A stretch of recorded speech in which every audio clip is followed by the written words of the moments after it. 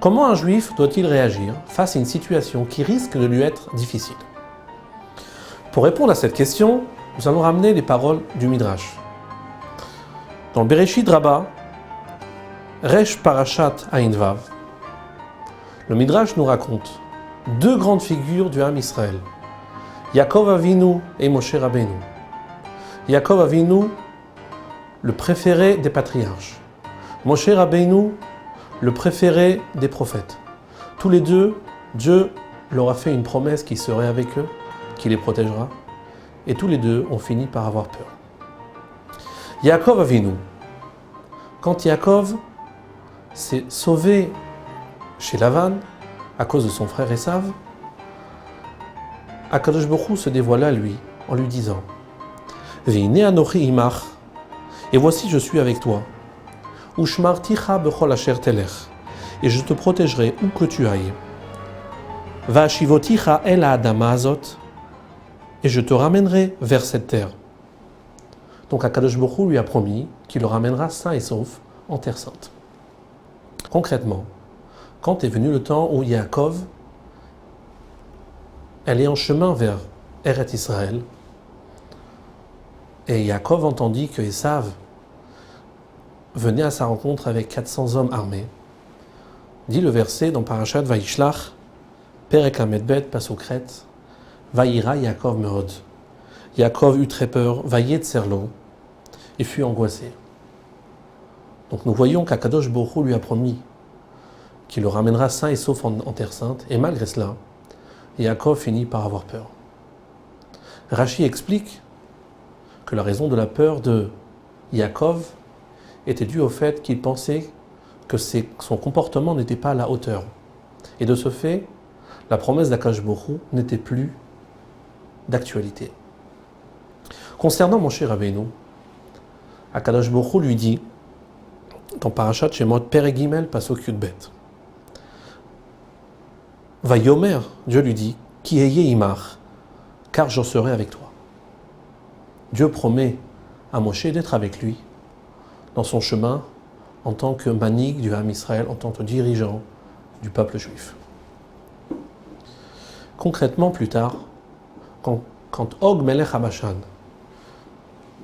vient faire la guerre contre le Ham Israël, le verset nous dit dans Parashat Rukat, Perek Rafalef, Pasuk Lamedalet. Vayomer Hashem el Moshe. L'Éternel dit à Moshe, Al tira oto, ne le crains pas. Ki biatra natati oto ve'et kol ha'am. Car dans ta main, je te l'ai livré avec tout son peuple. Le Midrash nous fait remarquer que si Akadosh Baruch Hu a besoin de rassurer Moshe en lui disant « ne crains pas », c'est qu'évidemment Moshe a pris peur. Et de ce fait, nous voyons que bien qu'Akadosh Baruch Hu a promis qu'il serait avec Moshe dans toutes circonstances, malgré cela, face à Og Melech HaBashan, Moshe prit peur. Pour la même raison, il pensait que la promesse n'était plus d'actualité dû au fait que son comportement n'était pas à la hauteur. La question est de savoir comment interpréter ce Midrash. Est-ce que le comportement de Yaakov et Moshe était positif ou bien il était négatif? Certains commentateurs expliquent que le comportement de Yaakov et Moshe était positif par le fait qu'ils ont agi avec humilité, ils se sont jugés avec humilité en pensant que leur comportement n'était pas à la hauteur et de ce fait la promesse de Dieu n'était plus d'actualité. Par contre, d'autres commentateurs interprètent de manière différente. Ils jugent le comportement de Yaakov et de Moshe Rabbeinu de manière négative, par le fait qu'Akadosh Baruch Hu leur promit qu'il serait avec eux, qu'il les protégerait. Et malgré cela, ils ont eu peur. Et donc, ils ont eu un manque, si on peut dire, dans la confiance envers Akadosh Baruch Hu. Le Rabbi, dans l'Ikutei Sichot, Chelek Lamed Vav, page 2, nous fait remarquer que de la suite du Midrash, il est compréhensible comme les commentateurs qui expliquent ce comportement de manière négative. Le Midrash poursuit en ramenant un verset dans Ishaïa, Perek Nunalef Pasuk Gimel, où le prophète Ishaïa fait des remontrances au peuple juif en lui disant qu'il a oublié l'Éternel son Créateur. Dit le verset, Vatishka Hashem Oser. Oublions l'Éternel qui t'a créé, Vatefachet Tamid Kolayom. Tu trembles sans cesse tous les jours. De là, nous voyons que le fait d'avoir peur est lié avec le fait qu'on oublie Akadosh Baruch Hu, qu'on se sent loin d'Akadosh Baruch Hu. Et le Rabbi, si ce verset est ramené dans ce passage-là, c'est pour faire remarquer que le comportement de Yaakov et de Moshe était plutôt un comportement négatif. L'explication à cela, on peut le comprendre à travers les paroles de Rabbeinu Yona. Rabbeinu Yona, dans son Sefer Sha'arei Tshuva, Sha'ar Gimel, explique le sentiment de la confiance en Dieu, en disant que ce sentiment est une mitzvah, est un commandement de l'Éternel. Et il ramène donc le verset dans Parashat Shoftim, Père Ekrav Pasuk Aleph dit Ki tetse la milchama loivecha, quand tu sortiras en guerre contre ton ennemi. Veraïta sus varechev, amrav mimcha, et que tu verras cheval et char, un peuple plus nombreux que toi, lotira mehem, tu ne les craindras pas, qui Hashem Elokecha imar, car l'Éternel ton Dieu est avec toi. De là, nous dit Rabbeinu Yona, nous apprenons que nous avons l'obligation d'avoir une confiance totale en Dieu dans toute situation, même devant une situation difficile. Le verset en question nous parle de la guerre. Mais de là, nous pouvons apprendre concernant toute autre situation difficile. La question qu'on peut se poser est la suivante. D'un côté, nous avons une mitzvah d'avoir confiance en Dieu, même devant une situation difficile.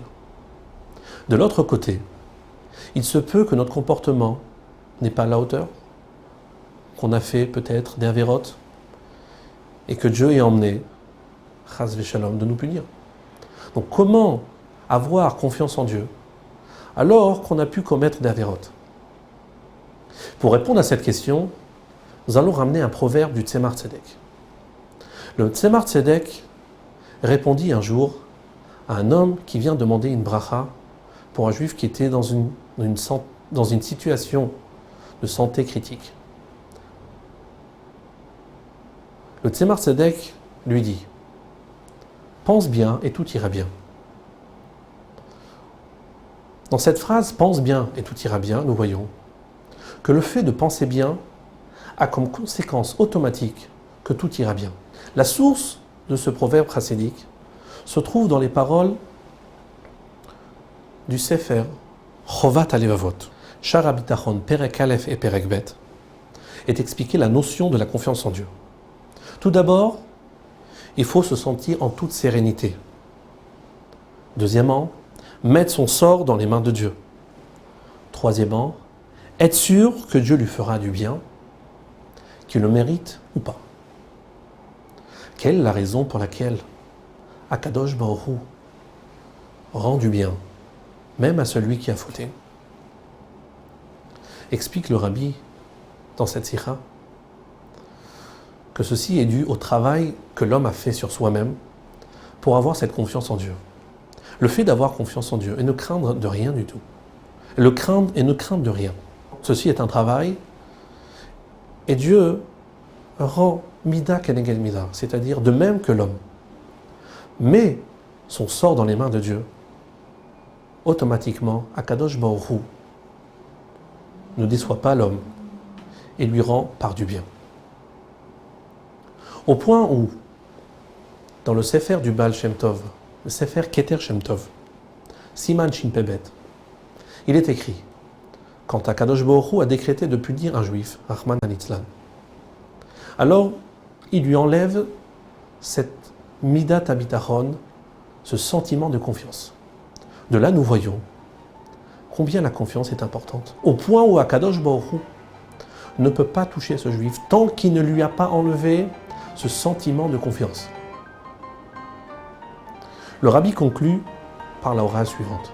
Quand un juif se trouve dans une situation difficile, pour observer Torah et mitzvot, tout d'abord, il n'a pas le droit de penser négatif, et à plus forte raison ne pas parler négatif. Car de même que penser bien équivaut à tout ira bien, penser mal est égal à tout ira mal. Et à plus forte raison, parler mal est égal à tout ira mal.